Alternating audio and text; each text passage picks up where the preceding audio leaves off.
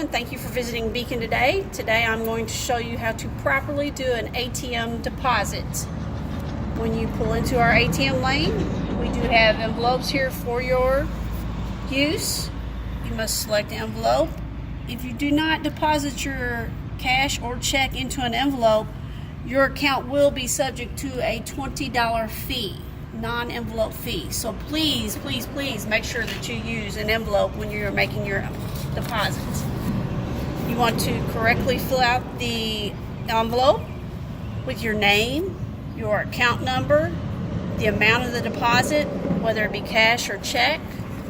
You want to put your cash and check inside the envelope. You're going to seal the envelope. And now you are going to insert your card and just follow the steps on how to make this deposit. Wait for it to click to grab your card. We'll select our language. Going to enter our PIN number. Receipt. Going to select deposit funds. Select which account we want to deposit into.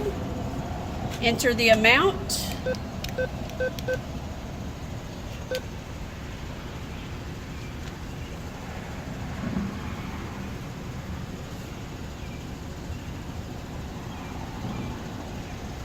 Press when ready. Now you're going to insert the envelope.